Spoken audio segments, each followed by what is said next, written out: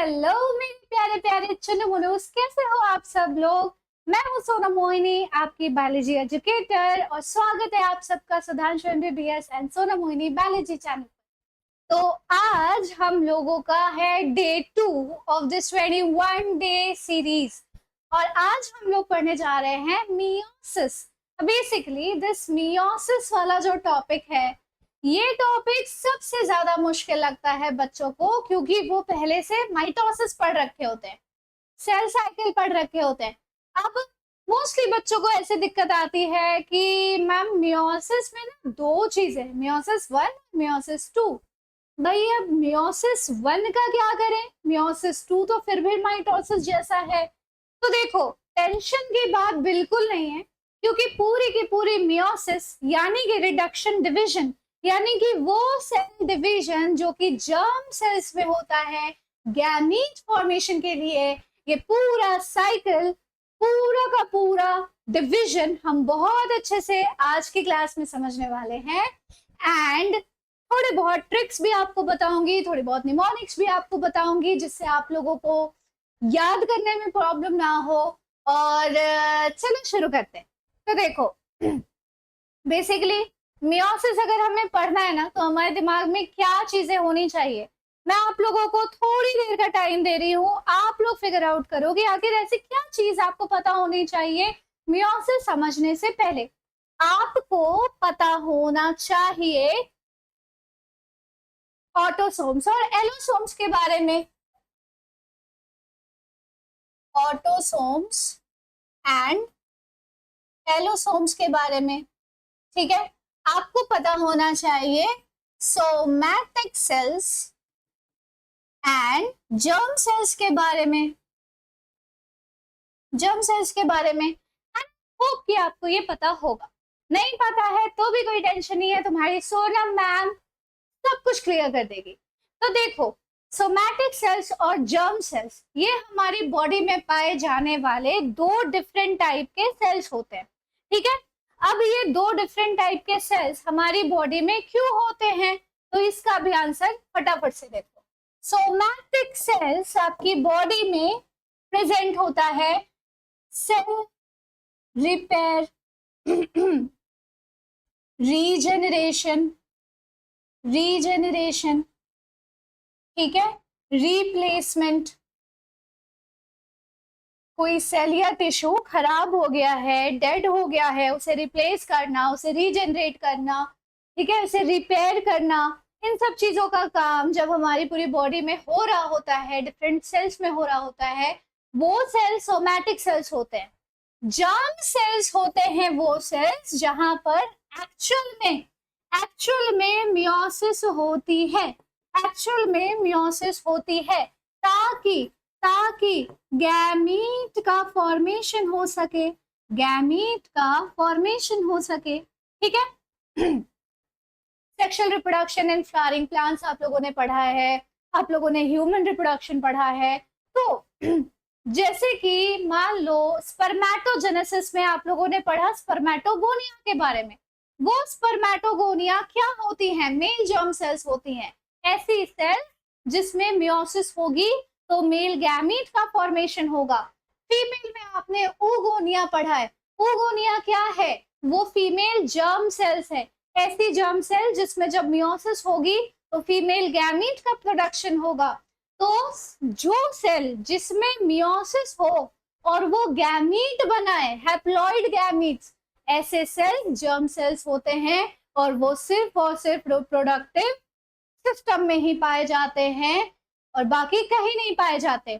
बाकी हर जगह पूरी बॉडी में जितने भी सेल्स हैं वो सारे सेल्स हमारे सोमैटिक सेल्स होते हैं, ठीक है। पता नहीं क्यों मेरा गला खराब हो गया है, पर कोई बात नहीं। अब देखो, ऑटोसोम्स और एलोसोम्स ये टाइप ऑफ क्रोमोसोम्स होते हैं, टाइप ऑफ क्रोमोसोम्स, ठीक है। आपको पता है हमारी बॉडी में, ह्यूमंस की बॉडी में 23 पेयर्स में क्रोमोसोम्स पाए जाते हैं, या ऐसा कह सकते हो कि 46 से नंबर होते हैं, है ना। अब 23 पेयर्स में जो 22 पेयर्स होती हैं वो क्रोमोसोम की ऑटोसोम्स होती हैं, वो क्रोमोसोम की ऑटोसोम्स होती हैं, ठीक है, जिसमें बेसिकली माइटोसिस हो रहा होता है, माइटोसिस हो सकता है। लेकिन जो एक पेयर है, जो एक पेयर है बच्चों, फीमेल्स में एक्स और एक्स, मेल्स में एक्स और वाई, ये कहलाते हैं, अगर फीमेल है तो एक्स और एक्स वो पेयर होगा लास्ट पेयर, 23rd पेयर, और मेल है तो एक्स और वाई होगा वो 23rd पेयर, वो कहलाता है एलोसोम्स, वो कहलाता है एलोसोम। ठीक है, ऐसा क्रोमोसोम जो सेक्स डिटर्मिनेशन में काम आए, जिससे सेक्स डिटर्मिनेशन आप डिटरमाइन कर सको। ओके, तो ये चीज आपको अब क्लियर हो चुकी होगी। अब आपको पता चल चुका होगा कि मियोसिस कहाँ होती है, क्यों होती है, मियोसिस करने के बाद क्या होता है ना, ये सारी चीजें अब आपको क्लियर है। चलो अब प्रॉपर तरीके से शुरू करते हैं हम लोग मियोसिस का लेक्चर। तो देखो मियोसिस क्या है, it is the production of offsprings by sexual reproduction include the fusion of two gametes each with a complete haploid set of chromosome। अगर ये सेल डिवीजन अकर ही ना करती तो क्या होता, अगर ये सेल डिवीजन कभी नहीं होती तो किसी भी तरह के ऑर्गेनिज्म की रेस की कंटिन्यूटी पॉसिबल ही नहीं हो पाती। क्यों? क्योंकि देखो ध्यान से, अगर मियोसिस नहीं होगी, क्रोमोसोम्स जो हैं वो हाफ हाफ स्प्लिट नहीं होंगे, ठीक है, गैमीट्स में वो सारे क्रोमोसोम सेट जो है अलग अलग सेट बन के नहीं जाएंगे और वो डिफरेंट इंडिविजुअल्स में नहीं जाएंगे, तो क्या होगा, ना सेक्सुअल रिप्रोडक्शन हो पाएगा, ना वेरिएशन हो पाएगा और ना इवोल्यूशन हो पाएगा। सिंपल सी बात है। सोचो जरा, सोच के देखो कि अगर मियोसिस जैसा कभी कुछ होता ही ना, ऐसे कोई सेल डिवीजन कभी अकर ही ना करती, तो हम सब बैक्टीरिया की ही तरह फिजन ही करते रह जाते, है ना, बडिंग ही होती रह जाती, फ्रैगमेंटेशन तो इंसानी शरीर में पॉसिबल ही नहीं है और एसेक्सुअल मेथड्स भी पॉसिबल नहीं है, क्योंकि हमारी बॉडी तो बहुत ही कॉम्प्लेक्स है। क्या करते फिर, हो ही नहीं पाती नहीं कॉन्टिन्यूटी, हमारे रेस की कॉन्टिन्यूटी नहीं हो पाती, हम तो वैसे ही एक्सटिंक्ट हो जाते। तो इसीलिए ये सेल डिवीजन का होना एक तरीके से ये प्रूफ है कि जितनी ज्यादा कॉम्प्लेक्सिटी होगी लिविंग ऑर्गेनिज्म की, उतनी ज्यादा कॉम्प्लेक्सिटी उसके रिप्रोडक्शन मेथड की भी होगी। और यही रीजन है कि माइटोसिस से डिफिकल्ट आपको मियोसिस लगता है, क्योंकि ये है कॉम्प्लिकेटेड प्रोसेस, लेकिन इसे मैं आज बनाऊंगी बहुत ही ज्यादा इजी। तो देखो लिखा हुआ है कि सेक्सुअल रिप्रोडक्शन के टाइम पे जो ऑफस्प्रिंग्स प्रोड्यूस होते हैं ना, वो दो गैमीट के फ्यूजन से बनते हैं। वो दो गैमीट आते कहां से हैं, दो डिफरेंट और ऑपोजिट सेक्स के गैमीट से आते हैं, है ना, ठीक है। तो each with a complete haploid set of chromosome, दोनों गैमीट में अपने अपने इंडिविजुअल के हैप्लॉइड सेट ऑफ क्रोमोसोम्स हैं।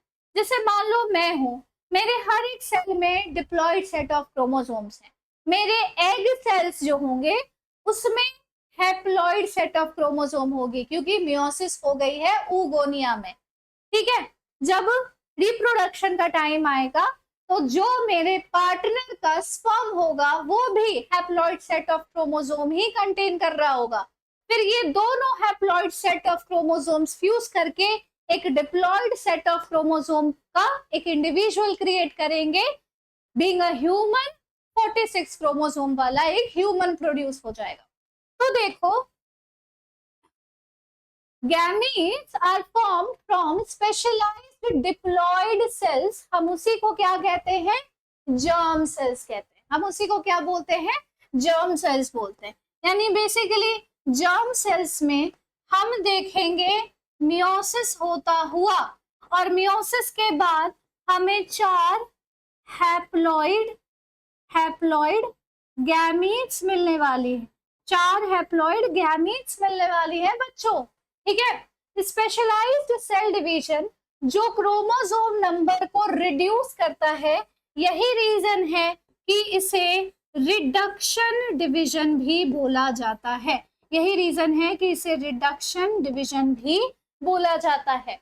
By half results in the production of haploid daughter cells, कोई भी किसी भी तरह का ऑर्गेनिज्म है, अगर उसका 2n नंबर ऑफ क्रोमोसोम 46 है, तो हैप्लॉइड नंबर ऑफ क्रोमोसोम 23 हो जाएगी। उसके सारे गैमीट्स में half the total number of chromosomes पहुंच जाएंगे बच्चों, half the total number of chromosomes पहुंच जाएंगे। क्लियर है यहां तक बात? चलो, this kind of division occurs in germ cells and gonads. Gonads का मतलब क्या होता है? सेक्स ऑर्गन्स, सेक्स ऑर्गन्स, ठीक है। Testis in male and ovaries in female, testis in male and ovaries in female. Meiosis ensure करती है कि ये हैप्लॉइड फेज का जो प्रोडक्शन हो रहा है in the life cycle of sexually reproducing organism, ये मेंटेन हो जाए। वेराज फर्टिलाइजेशन रिस्टोर करती है डिप्लॉइड फेज। फर्टिलाइजेशन अगर होगी तो एक ऑर्गेनिज्म के लाइफ साइकिल का डिप्लॉइड फेज इंश्योर हो जाएगा, रिस्टोर हो जाएगा डिप्लॉइड फेज, यानी कि 2n वाली स्टेज, यानी कि 2n वाली स्टेज। लेकिन जब मियोसिस होती है तो मियोसिस इंश्योर करती है एक ऑर्गेनिज्म का haploid phase of the life cycle, haploid phase of the life cycle. Clear है? चल फिर सबसे पहले meiosis was first discovered by German biologist Oscar हर्टविग in sea urchin eggs in 1876। Okay, term meiosis किसने कॉइन किया था? Farmer and मूरे ने इन 1905। की फीचर्स मियोसिस के क्या है? 2 सीक्वेंशियल साइकिल्स होंगे न्यूक्लियर और सेल डिवीजन के, उसको हम कहेंगे मियोसिस 1, मियोसिस 2। लेकिन सिर्फ single cycle of DNA replication occur करेगी। अगर आप लोगों ने सेल साइकिल पढ़ा है तो आपने पढ़ा होगा कि सेल साइकिल के 2 फेजेस होते हैं, इंटरफेज और एम फेज, ठीक है। तो जर्म सेल्स में ये एम फेज होती है मियोसिस की फेज, जर्म सेल्स में ये एम फेज होती है मियोसिस की फेज, ठीक है। इंटरफेज के अंदर G1, S और G2 फेज आ जाएगा। S phase is DNA replication phase, जहां पे हम डीएनए सिंथेसिस करते हैं, डीएनए का अमाउंट डबल हो जाता है पर डीएनए का नंबर उतना ही रहता है जितना था, ठीक है। डीएनए का नंबर चेंज नहीं होता, सिर्फ डीएनए का अमाउंट डबल हो जाता है। जैसे कि फॉर एग्जाम्पल मैं कैसे बताऊं यहाँ पर, देखो, ठीक है, ये एक डीएनए है, सिंथेसिस फेज में इसकी एक और कॉपी आ गई। ये अब 2 एक जैसे एक दूसरे के जुड़वा डीएनए बन गए, और ये जब 2 इन सिंथेसिस, ठीक है, नंबर नहीं, नंबर उतना ही है, ये जुड़े हुए हैं, ठीक है, इनका अमाउंट डबल हो चुका है, इनका अमाउंट डबल हो चुका है। अब यही अमाउंट डबल हुआ है तो माइटोसिस या मियोसिस के सेल डिवीजन में ये डिफर कर जाएंगे और ये अपने अपने डॉटर सेल्स में चले जाएंगे, इक्वली डिवाइड हो जाएंगे, ठीक है।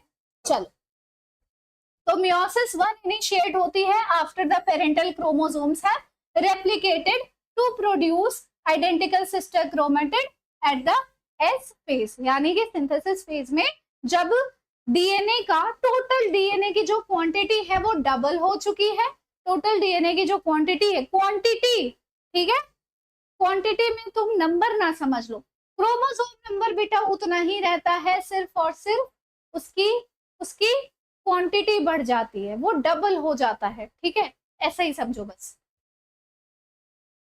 तब जाके मियोसिस 1 शुरू होगी, तब जाके मियोसिस 1 शुरू होगी, जब एक बार आइडेंटिकल सिस्टर क्रोमेटिड भी प्रोड्यूस हो चुके हैं, जब एक बार आइडेंटिकल सिस्टर क्रोमेटिड भी प्रोड्यूस हो चुके हैं। मियोसिस इन्वॉल्व करती है pairing of homologous chromosomes and recombination between them. Homologous का मतलब क्या होता है? जिसमें सेम प्लेस ऑफ लोकाई हो। लोकाई क्या है? लोकस क्या है? वो जगह जहां पर 2 क्रोमोसोम में एक ही जगह सेम जीन पाई जाती है, उसे हम कहते हैं लोकस या लोकाई, पॉइंट ऑफ लोकाई, ठीक है। तो होमोलोगस का मतलब होता है, होमोलोगस क्रोमोसोम का मतलब होता है कि बिल्कुल एक दूसरे के जुड़वा, बिल्कुल एक दूसरे के जुड़वा, ठीक है। चलो 4 हैप्लॉइड सेल्स का फॉर्मेशन होगा मियोसिस 2 के अंत तक आते आते। अब देखते हैं, देखो 2n है, रेप्लिकेशन हुआ, डीएनए की सिंथेसिस हुई, ये 2n ही रह गया, लेकिन ये 2c था तो ये 4c बन चुका है। 2c से 4c, कंटेंट डबल हो गया है, नंबर उतना ही है, कंटेंट डबल, नंबर उतना ही। चलिए ठीक है, मियोसिस 1 हुई तो ये 2n का n और n अलग हो गया। मियोसिस 1 के एंड में 2n से 2nn अलग हो गए, 2 डॉटर सेल्स निकल गए। अब इन 2 डॉटर सेल से भी 2 डॉटर सेल्स निकल जाएंगे मियोसिस 2 के एंड में, और फाइनली हमें 4 हैप्लॉइड सेल मिल जाएगा eight the end of the meiosis. ठीक है, चलो फिर अब शुरू करते हैं मियोसिस 1। मियोसिस 1 जो है ना बच्चों, ये अगेन डिवाइडेड है डिफरेंट फेजेस में, प्रोफेज 1, मेटाफेज 1, एनाफेज 1, टीलोफेज 1। ठीक है, ये हो गया। Prophase 1 is the longest and the most complex of all the phases. देखो कैसे, prophase of the first meiotic division is typically longer and more complex। जब उसे हम माइटोसिस के प्रोफेज से कंपेयर करते हैं तो क्यों ज्यादा कॉम्प्लेक्स है, क्योंकि यहाँ पर मियोसिस की वो ऐसी यूनिक चीजें हो रही हैं जिसके वजह से आज हम हमारे पेरेंट्स से सिमिलर तो हैं बट आइडेंटिकल नहीं है, यानी कि वेरिएशन आने का जो प्रोसेस है वो प्रोफेज 1 में ही हो जाता है।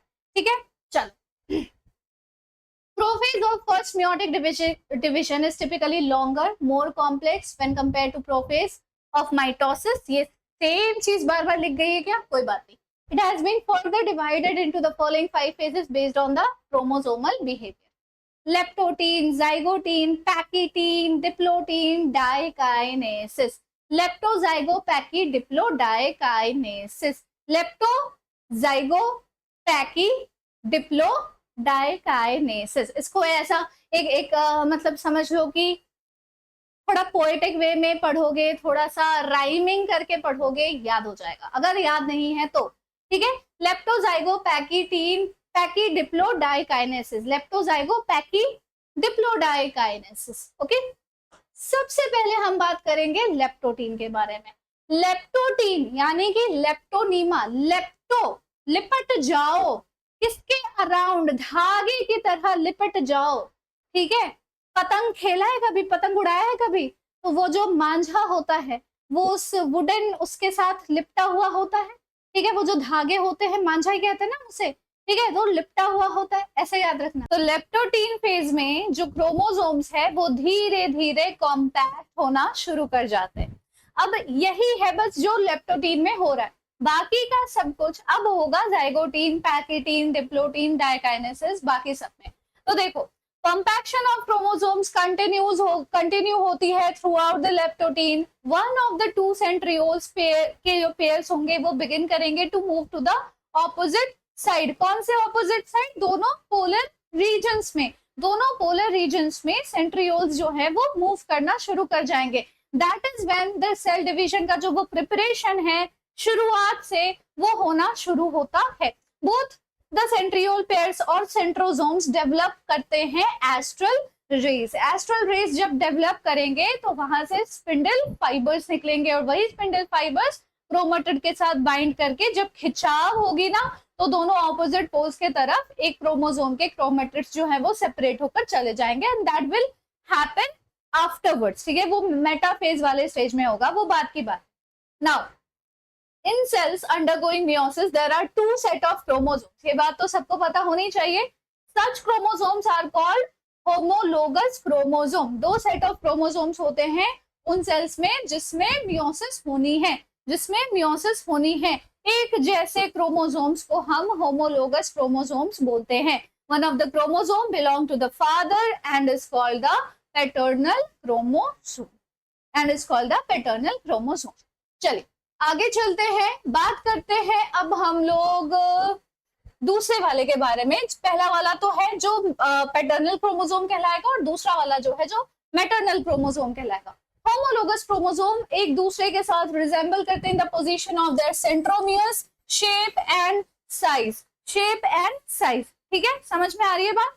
बात ये है कि जो होमोलोगस पेयर ऑफ क्रोमोसोम्स है ना, एक पैटर्नल एक मैटरनल होने वाला है, एक पैटर्नल एक मैटरनल होने वाला है, और दोनों एक जैसे दिखते हैं, उनका सेंट्रोमियर का लोकेशन एक जैसा है, साइज है, शेप है, सब कुछ एक जैसी होती है। In many animal cells during the leptotin stage of meiosis, telomeres of all the chromosomes converge towards the nuclear membrane and assume the shape of a bouquet. एक साथ सारे के सारे जो क्रोमोसोम्स हैं उन सबका टीलोमियर एक जगह पर आ जाता है, तो एक बुके की तरह वो दिखने लग जाता है। इसीलिए हम लेप्टोटीन स्टेज को बुके स्टेज भी बोलते हैं, इसीलिए हम लेप्टोटीन स्टेज को बुके स्टेज भी बोलते हैं, ठीक है। चलिए आगे चलते हैं। अब देखो ये है आपका लेप्टोटीन स्टेज का पूरा फिगर। अब ध्यान से देखो इसमें हो क्या रहा है, होमोलोगस क्रोमोसोम की पेयरिंग होनी शुरू होगी, ठीक है, अभी हुई नहीं है, होगी। सेंट्रियोल्स जो है वो धीरे धीरे मूव कर रहे हैं टुवर्ड्स द ऑपोजिट पोल। यहाँ पर आपको दिख रहा है जो टीलोमियर है वो एक तरफ हो चुका है, और इसीलिए ये बुके लाइक अपीयरेंस शो कर रहा है। फिर आता है जाइगोटीन। अब यहाँ से ना खेल थोड़ी सी बहुत क्या कहते हैं, एक्साइटिंग होने वाली है, दिलचस्प होने वाली है। जाइगोटीन स्टेज में एक्चुअल में क्या होता है, दो दिल मिल रहे हैं, यानी कि क्रोमोसोम्स की पेयरिंग यहाँ पर होनी शुरू हो जाती है। कैसे? सिनेप्टोनेमल कॉम्प्लेक्स, जिसको एससी भी बोला जाता है, ये एक तरह का प्रोटीन स्ट्रक्चर होता है जो बनता है बिटवीन द होमोलोगस क्रोमोसोम्स, जो बनता है बिटवीन द होमोलोगस क्रोमोसोम, ठीक है। ये प्रोटीनेशियस स्ट्रक्चर जो है which is known as synaptonemal complex, ये कॉम्प्लेक्स दो होमोलोगस क्रोमोसोम्स के बीच में डेवलप होगा और इसी वजह से इनकी पेयरिंग होगी, इनके सिस्टर क्रोमेटिड्स की पेयरिंग होगी during meiosis and is thought to mediate synapsis. अब इसी से सिनेप्सिस होती है, synapsis that means the pairing of homologous chromosome. Synapsis के बाद फिर रिकॉम्बिनेशन होगा मियोसिस 1 में इन यूकैरियोट्स, ये तो सबको पता है ना। रिकॉम्बिनेशन क्या चीज है वो तो अभी हम लोग समझेंगे बहुत अच्छे तरीके से। On account of synapses, chromosomes pair बनाता है या बाइवेलेंट बनाता है, या हम उसे कह सकते हैं टेट्राड बनाता है। क्या बनाता है? टेट्राड बनाता है, ठीक है। देखो ठीक है, ये एक दूसरे के साथ मिल गए, ये क्या बन रहे, ये टेट्राड बन गए। Synapsis produces a complex known as synaptonemal complex. On account of synapsis chromosome pairing बनाते हैं या बाइवेलेंट बनाते हैं। These are more clearly visible at the next stage. अगली स्टेज कौन सी है? जाइगोटीन के बाद कौन सी स्टेज आती है? लेप्टोटीन, जाइगोटीन और उसके बाद पैकिटीन, उसके बाद पैकिटीन। पैकअप हो रहा है सब कुछ वहां पर। सी ये हो गए दोनों एक जैसे, जिसका सेंट्रोमियर भी एक ही लोकेशन पे प्रेजेंट है, ठीक है, साइज भी एक जैसी है, शेप भी एक जैसा है, तो ये कहलाएगा होमोलोगस क्रोमोसोम। अब ये दोनों क्रोमेटिड इस वाले क्रोमोसोम के सिस्टर क्रोमेटिड होंगे, लेकिन ये और ये एक दूसरे के नॉन सिस्टर क्रोमेटिड्स होंगे। Non sister chromatid of a homologous pair of chromosome कहलाएंगे ये दोनों क्रोमेटिड्स। क्लियर है? ठीक है।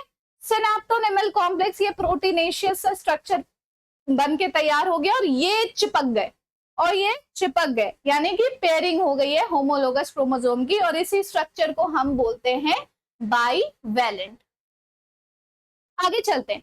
पैकिटीन को कैसे याद रखोगे? अब देखो, जब भी तुम्हारे दोस्त से तुम्हारी लड़ाई हो जाती है, बाद में फिर से सुलह हो जाता है, तो तुम क्या बोलते हो कि हमारा पैचअप हो गया, ठीक है, कहते हो ना हमारा पैचअप हो गया। अब पैकिटीन को पैकिटीन अगर आप प्रोनाउंस नहीं करना चाहते तो पैचिटीन करके भी प्रोनाउंस कर सकते हो, ये आपके ऊपर है। याद रखने की एक मतलब ट्रिक बता रही हूँ कि पैचिटीन मैं क्यों बोल रही हूँ, क्योंकि यहाँ पर पैचअप जैसा सिनेरियो क्रिएट हो रहा है। इसमें जो बाइवेलेंट क्रोमोसोम्स है क्लियरली पहले तो वो टेट्राड की तरह अपीयर करेंगे, टेट्राड यानी कि having 4 chromatids, total in 4 chromatids, ठीक है। Now this stage is characterized by the appearance of recombination nodule। अब ये वाला जो स्टेज है पैकिटीन का, यहाँ रिकॉम्बिनेशन नोड्यूल बनेगा। अब इस रिकॉम्बिनेशन नोड्यूल के अपीयर होने के वजह से crossing over will take place or occur between the non-sister chromatid of the homologous chromosome. See, ये है और ये है, ठीक है। तो इसके और इसके बीच जो क्रॉसिंग ओवर होगा that will be known as crossing over. That will be known as crossing over. ठीक है, इस तरीके से समझ में आ गई बात। ये दोनों एक दूसरे के नॉन सिस्टर क्रोमेटिड्स कहलाएंगे of a homologous pair of chromosomes. चलिए भाई, नाउ अब क्या लिखा हुआ है यहाँ पर, crossing over is the exchange of genetic material between the two homologous chromosome. अब ऐसे समझो, ये एक क्रोमोसोम के दो क्रोमेटिड्स हैं और ये दूसरे पेयर ऑफ होमोलोगस क्रोमोसोम के दो क्रोमेटिड्स हैं। एंड क्रॉसिंग ओवर कैसे होगी, रिकॉम्बिनेशन नोड्यूल अपीयर होगा और उससे क्रॉसिंग ओवर होगी ठीक है। तो ये वाला क्रोमेटिड इस वाले दूसरे पेयर ऑफ होमोलोगस क्रोमोसोम के क्रोमेटिड के ऊपर इस तरीके से क्रॉस ओवर कर जाएगा। अब क्रॉस ओवर करने के बाद जब ये सेपरेट होंगे ना, तो जो पार्ट इन दोनों का बहुत क्लोज था, इन विसिनिटी था, जो टच हो रहा था, वहां पर जीन्स का एक्सचेंज हो जाएगा, ठीक है। वहां पे जीन्स का exchange will take place, right. समझ में आ गई बच्चों, exchange of genetic material between the two homologous chromosome will take place.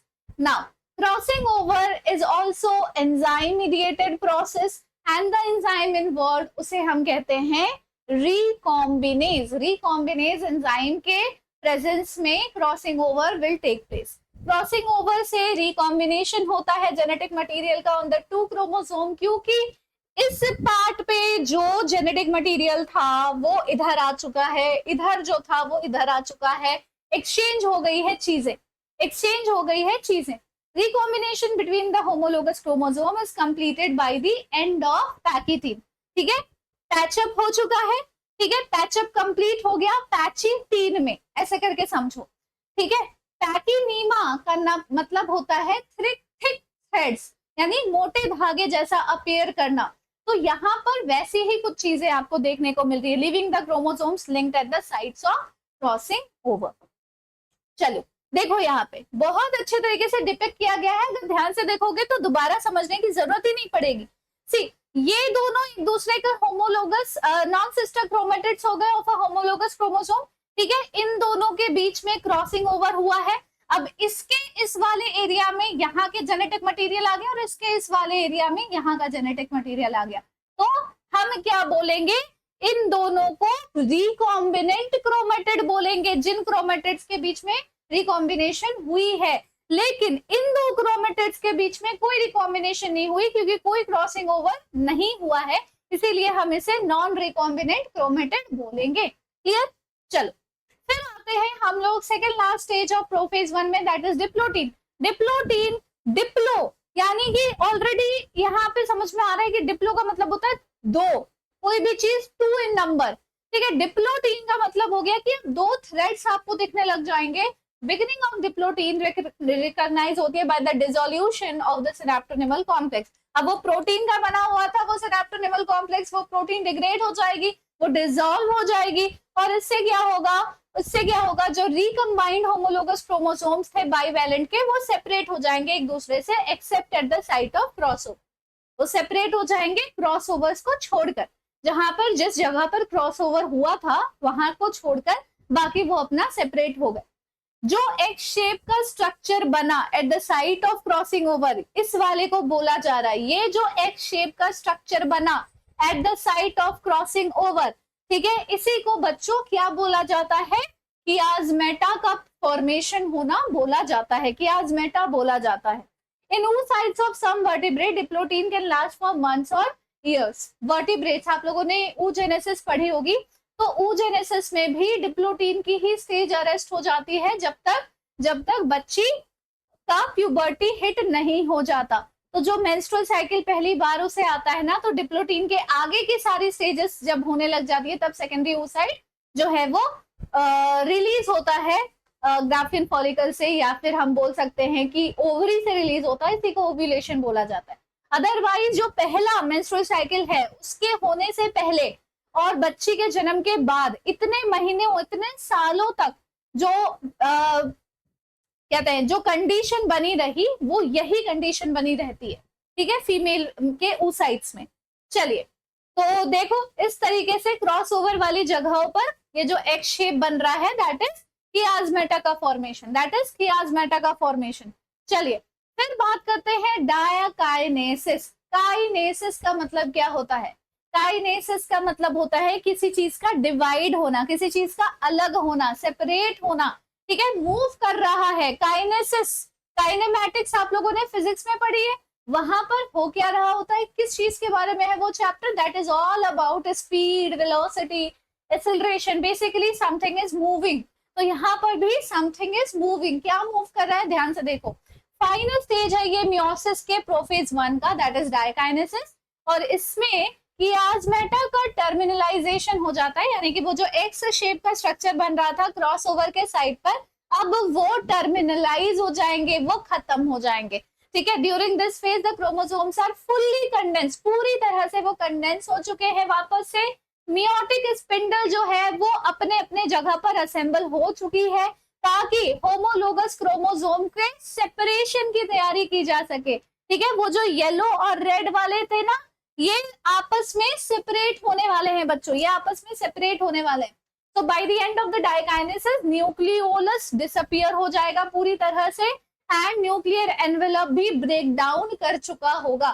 This is all happening in the prophase 1 of meiosis. This is all happening. आप लोगों ने mitosis जब पढ़ी होगी तो आप लोगों ने पढ़ा होगा कि माइटोसिस में ना प्रोफेज 1 में तैयारी ही हो रही होती है सेपरेशन की, है ना, फिर मेटाफेज में सेपरेट हो रहे होते हैं, एनाफेज में ऑलरेडी सेपरेट होके एक जगह पे जा चुके होते हैं, और टीलोफेज में फाइनली दो डॉटर सेल्स जो है वो पूरी तरह से अलग अलग पोल्स पे प्रेजेंट है ऑलरेडी, मतलब समझ लो कि हो गया सेल डिवीजन।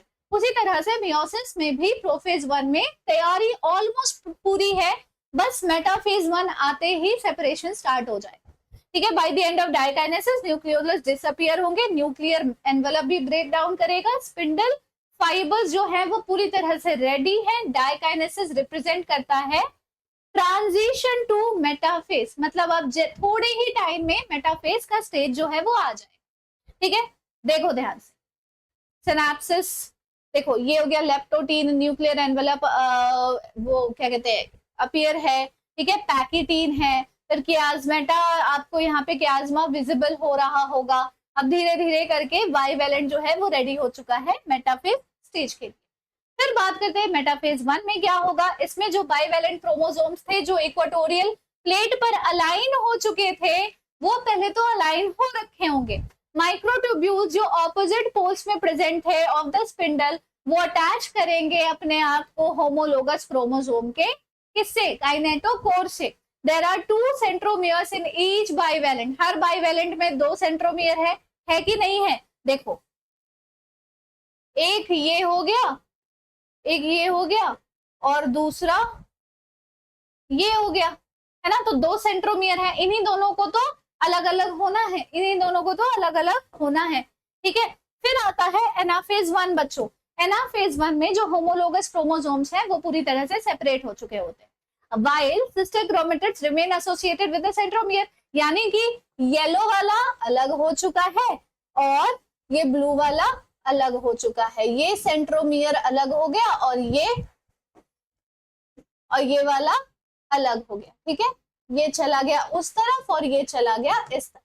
अभी भी जो सिस्टर क्रोमेटिड्स हैं वो सेंट्रोमियर के साथ ही अटैच्ड है। चलो फिर क्या हो रहा है, this process of separation is named as disjunction. Disjunction का मतलब होता है डिस सेपरेशन, ठीक है। डिस मतलब सेपरेट होना, जंक्शन मतलब यूनियन होना, तो कहीं पे सेपरेशन भी हो रही है, कहीं पे जंक्शन भी हो रहा है। सेपरेटेड क्रोमोसोम्स यानी कि यूनिवैलेंट, अब ये यूनिवैलेंट कहलाएंगे। ये दोनों जब एक साथ थे तो बाईवैलेंट कहलाते थे। अब जब वो सिंगल सिंगल हो चुके हैं, वो अलग हो चुके हैं, उनका ब्रेकअप हो चुका है, उनका सेपरेशन हो चुका है, they will be known as univalent, ठीक है। इसे हम डायाड्स भी बोलते हैं because each of them consist of 2 chromatids which lie at an angle to each other, ठीक है। समझ में आ रही है बात। अब देखो ध्यान से, यहाँ पर ये दोनों सेपरेट हो गए, अभी भी यहाँ पर 2 क्रोमेटिड है, यहाँ पर 2 क्रोमेटिड है, ये वाला और एक ये वाला, यहाँ पर भी 2 क्रोमेटिड है, यहाँ पे भी 2 क्रोमेटिड है, ठीक है। चलो, तो इसीलिए इसे डायड बोला जाता है। फिर आते हैं हम लोग टीलोफेज 1 में। इन टीलोफेज 1 न्यूक्लियर मेम्ब्रेन और न्यूक्लियोलस वापस से रीअपियर हो जाएगी, फिर से सब कुछ वापस से आने लग जाएगा, साइटोकाइनेसिस फॉलो करेगी, यानी कि साइटोप्लाज्म का डिवीजन अब होना शुरू होगा, और इसीलिए हम इसे डायड ऑफ सेल्स बोलते हैं। अब एक सेल 2 में डिवाइड हो रहा है, अब एक सेल 2 में डिवाइड हो रहा है बच्चों, this is the daughter cells. चलिए फिर शुरू करते हैं हम लोग मियोसिस 2। मियोसिस 1 समझ में आ गया। Meiosis 1 is nothing but the separation of homologous pair of chromosome. पहले हम 2 एक जैसे दिखने वाले क्रोमोसोम की पेयरिंग करते हैं, सिनेप्सिस हो गई, फिर उसमें क्रॉसिंग ओवर हो गया, जेनेटिक मटेरियल एक्सचेंज हो गया, that will further lead to variation, और उसके बाद हमने डायड्स को, बाइवैलेंट को सेपरेट कर दिया, यूनिवैलेंट बना दिया, और एक सेट ऑफ क्रोमोसोम इधर और एक सेट ऑफ क्रोमोसोम इधर, दोनों अलग अलग सेट जो है अलग अलग सेल्स में कन्वर्ट हो जाते हैं, और चारों तरफ से मतलब साइटोप्लाज्म का डिवीजन भी हो चुका होता है, सेल का डिवीजन हो चुका होता है, और वो होमोलोगस पेयर ऑफ क्रोमोसोम सब सेपरेटेड है। मियोसिस 2 में जो एक साइड का होमोलोगस पेयर था, अब उसके जो 2 क्रोमेटिड्स थे, जिसको हम बाइवैलेंट बोल रहे थे, डायड बोल रहे थे, सॉरी डायड बोल रहे थे, अब वो सेपरेट होंगे, तो इधर से भी 2 निकलेंगे और इधर से भी 2 निकलेंगे, तब जाके eight the and 4 haploid sales का प्रोडक्शन होगा।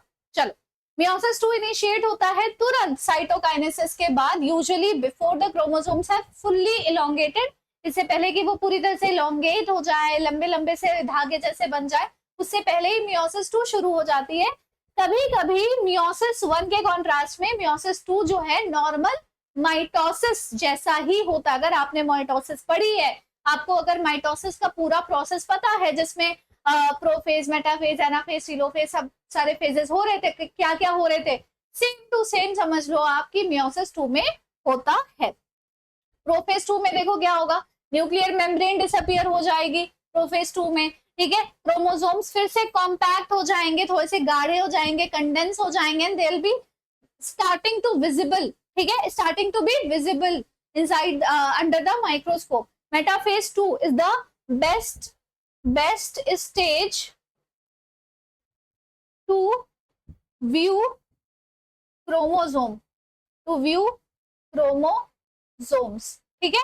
At this stage, the chromosomes align at the equator and the microtubules from opposite poles of the spindle get attached to the kinetochore of the sister chromatid. तो ये वाला जो chromosome था ना, ये वाला जो क्रोमोसोम था जो एक तरफ चला जा चुका था, वो अलाइन, ऐसे बहुत सारे होंगे ना, वो अलाइन होंगे इक्वेटर पे, ठीक है। माइक्रोट्यूब्यूल्स जो ऑपोजिट पोल्स पे प्रेजेंट है स्पिंडल के, वो अटैच होंगे किससे, इसके काइनेटोकोर से। काइनेटोकोर इसका यहाँ पर साइड में ऐसे करके डिस्क शेप का प्रेजेंट होगा, उससे अटैच हो जाएंगे सिस्टर क्रोमेटिड से, ठीक है। और फिर क्या होगा, एनाफेज में सेपरेशन स्टार्ट होगी, एनाफेज में सेपरेशन स्टार्ट होगी। एनाफेज शुरू होती है with the simultaneous splitting of the centromere of each chromosome. Her chromosome के सेंट्रोमियर को स्प्लिट करने का काम यहाँ पर हो रहा है। वही सेंट्रोमियर जो कि 2 सिस्टर क्रोमेटिड को एक साथ होल्ड करके रखा हुआ था, जोड़कर रखा गया था। अब 2 बहनों का भी सेपरेशन हो जाएगा, ठीक है। चलिए, allowing them to move towards the opposite poles of the cell. बिल्कुल वैसा ही है जैसे नॉर्मल सोमैटिक सेल्स में माइटोसिस होती है, बिल्कुल वैसा है, ठीक है। टीलोफेज 2 में मियोसिस एंड हो जाती है, टीलोफेज 2 में, in which the 2 groups of chromosomes once again get enclosed by a nuclear envelope. फिर से साइटोकाइनेसिस होगी और टेट्राड ऑफ सेल्स बन जाएंगे, यानी कि टोटल 4 हैप्लॉइड सेल्स बन जाएंगे, ठीक है। डायड से टेट्राड हो जाएगा, 4 हैप्लॉइड डॉटर सेल्स का फॉर्मेशन हो जाएगा बच्चों, ठीक है। चलिए, प्रोफेज 1 में हम लोगों ने देखा कि किस तरह से crossing over recombination took place. Metaphase में they aligned at the equator, equatorial plate, sorry. Anaphase में they started moving towards the opposite poles, यानी सेपरेशन हो रहा था। टीलोफेज 1 में पूरा सेपरेशन हो गया, साइटोकाइनेसिस फॉलो करती है, 2 डॉटर सेल्स बन जाते हैं। अब मियोसिस 2 में फिर से होगा क्या, प्रोफेज 2। प्रोफेज 2 में again everything will get appear, ठीक है, न्यूक्लियोलस वगैरह सब अपीयर करना शुरू करेंगे धीरे धीरे, और ज्यादा कॉम्पैक्शन क्रोमोसोम्स की होने लग जाएगी। फिर मेटाफेज 2 में फिर से क्रोमोसोम्स जो है वो इक्वेटोरियल प्लेट पर अलाइन होंगे। एनाफेज 2 में अब इनका भी सेपरेशन इंडिविजुअली होने लग जाएगा, और फिर यहाँ पर भी दे विल गेट सेपरेटेड, और फाइनली डॉटर सेल्स टोटल 4 बन जाएंगे, टोटल 4 बन जाएंगे। इतना तो आसान है, इतना तो आसान है बच्चों। सिग्निफिकेंस क्या है मियोसिस का, क्यों जरूरी है मियोसिस होना? बिकॉज इस मैकेनिज्म से हम क्या कर सकते हैं, कंजर्व कर सकते हैं स्पेसिफिक क्रोमोसोम नंबर को हर स्पीशीज के, ठीक है, जो कि अक्रॉस जनरेशंस हो रहा होता है in the sexually reproducing organism. अगर मैं एक इंसान हूं, मेरे अंदर 46 क्रोमोसोम्स है हर एक सेल में, तो मेरे बच्चे के भी हर एक सेल में 46 क्रोमोसोम हो, ऐसा मैं इंश्योर करूंगी। जबकि मेरा जो गैमीट है वो half the number of chromosome contain करेगा, मेरे पार्टनर के जो गैमीट्स है वो half the number of chromosomes contain करेंगे, एंड दोनों के गैमीट जब फ्यूज होंगे तो हाफ सेट और हाफ सेट मिलाकर एक कंप्लीट फुल सेट का एक डिप्लॉयड जाइगोट फॉर्म करेगा, and that zygote will further developed into my child, ठीक है। तो सेक्सुअली रिप्रोड्यूसिंग ऑर्गेनिज्म में क्रोमोसोम नंबर को मेंटेन करना, कंटिन्यूटी उसकी उस स्पीशीज की मेंटेन करना, इसलिए मियोसिस जरूरी है। Even though the process paradoxically result in the reduction of chromosome number by half, reduction of chromosome by half होने के बावजूद there is a maintenance and stability of chromosome number across generations। और आपको पता है ऐसा क्यों होता है? Because सेक्सुअली रिप्रोड्यूसिंग ऑर्गेनिज्म को हर सेक्सुअली रिप्रोड्यूसिंग ऑर्गेनिज्म को एक और पार्टनर की नीड है फॉर कंप्लीटिंग सेक्सुअल रिप्रोडक्शन, ठीक है। It also increases the genetic variability in the population of organism from one generation to the next। इससे जीन्स में वेरिएशन भी आता है, and that is very useful for evolution purpose। Variations are very important for the process of evolution as well, ठीक है। कहते हैं ना कि मम्मी पापा के अच्छे अच्छे जीन्स आए होंगे जो ये बच्चा हर एक चीज में माहिर है, या फिर कोई कहेगा कि इसका ये तो कितना नालायक लड़का निकला है ना, इसके मम्मी पापा तो बहुत अच्छे हैं, फिर ये क्यों नालायक निकला? तो there is a question mark arising कि जब मम्मी पापा इतने अच्छे, उनमें इतनी अच्छी क्वालिटीज हैं, उनके जीन्स इतने बढ़िया हैं, तो फिर बच्चे में क्या हो गया? तो क्या हुआ होगा? रिसेसिव ट्रेट्स आ गए होंगे, ये हो सकता है ना। चलो, तो अब हम कुछ क्वेश्चंस करेंगे बच्चों। अब इस क्वेश्चन के बेसिस पर ना ये क्लियर हो जाएगा कि आपको मैंने जितना भी पढ़ाया है वो आपको समझ में आया या नहीं आया।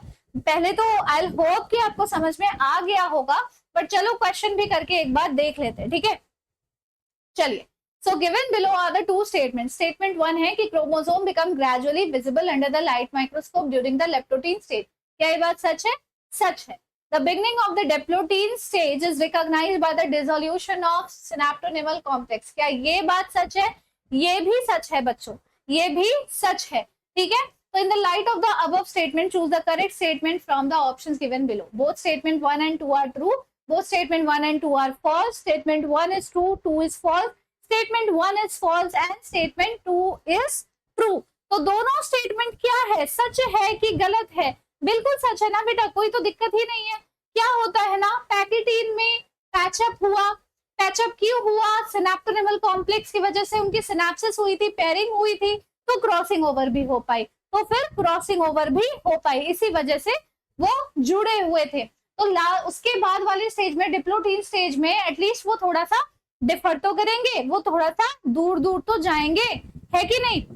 चलो, तो यहाँ पर आंसर आपका हो जाएगा बोथ आर करेक्ट। यहाँ पर आपका आंसर हो जाएगा both the statements are completely correct. कोई दिक्कत ही नहीं है इसमें, कोई भी दिक्कत नहीं है इसमें,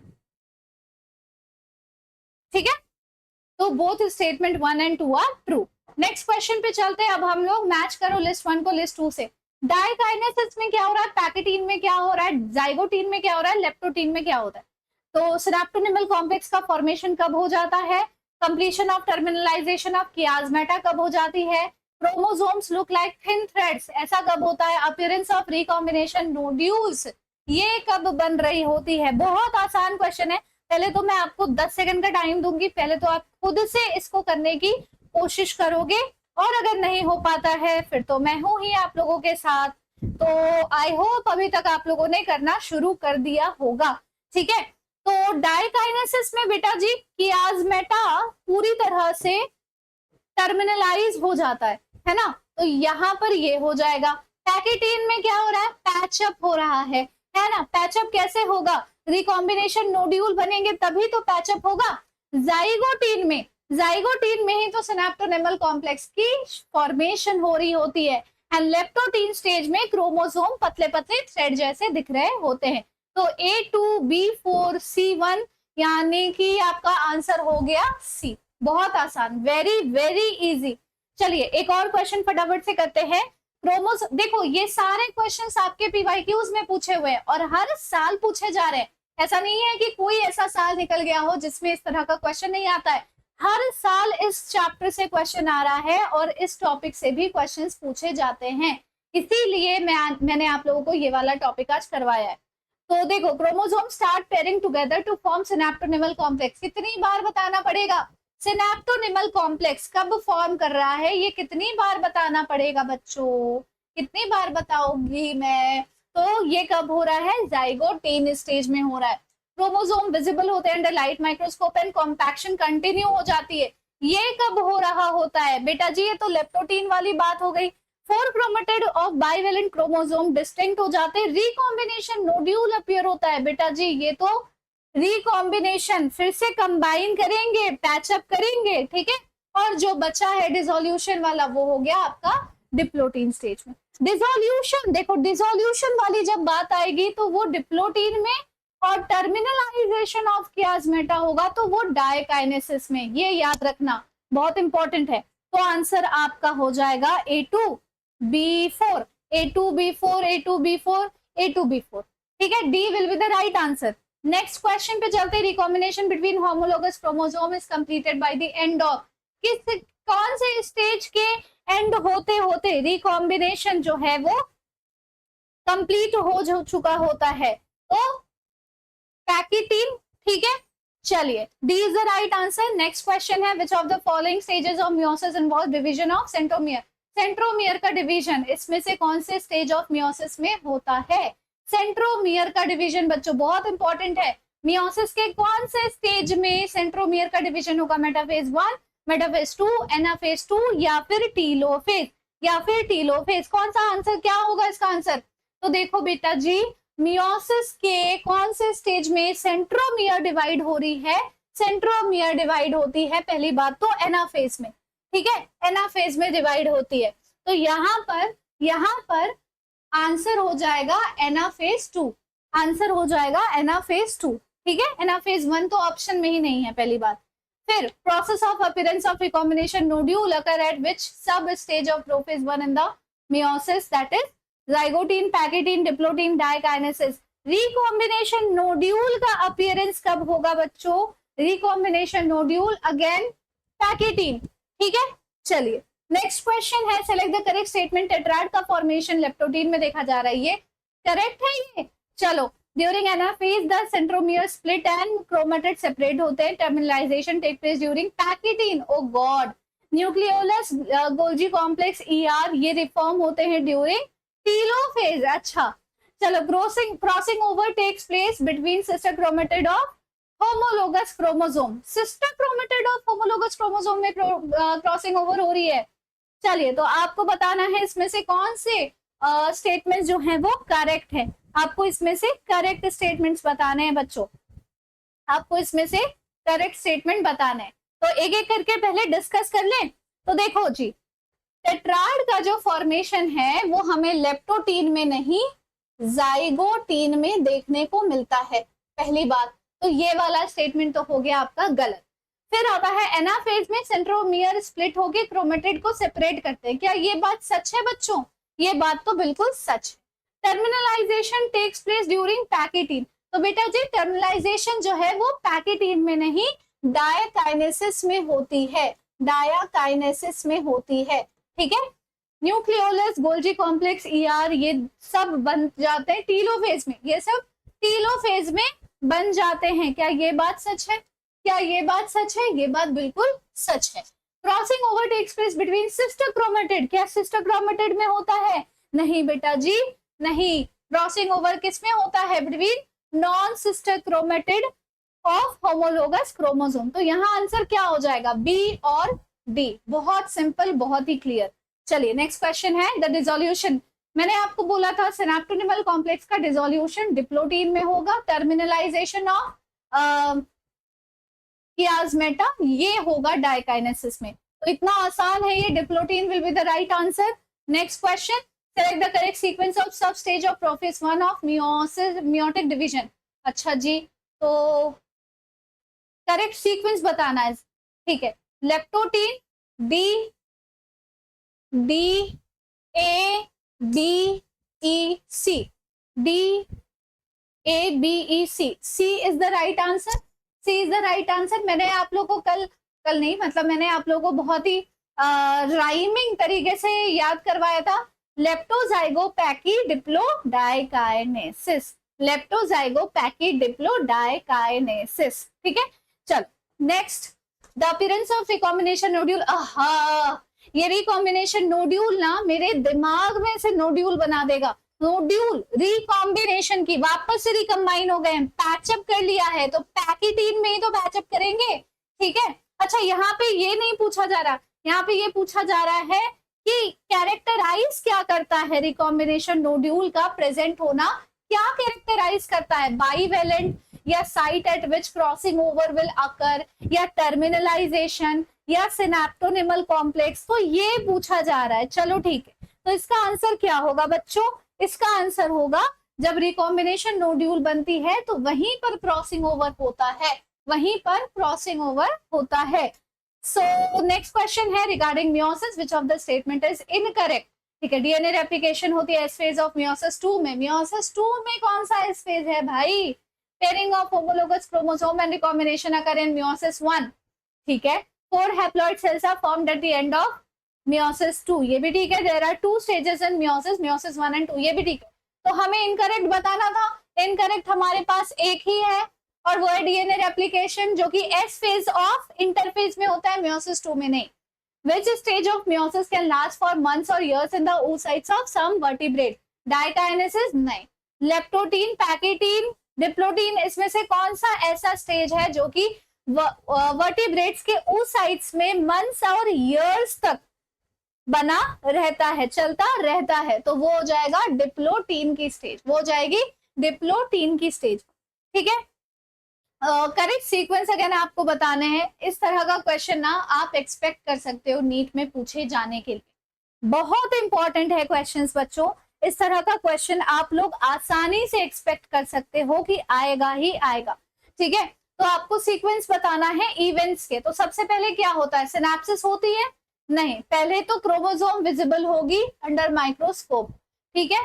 फिर होगा सिनेप्सिस, फिर होगा सिनेप्सिस, उसके बाद क्रॉसिंग ओवर होगी, उसके बाद डिसोल्यूशन होगा 4 और फिर टर्मिनलाइजेशन होगा, दैट इज 5, ठीक है। तो आंसर आपका हो जाएगा डी, नहीं B A C E D, तो D will be the right answer, D will be the right answer.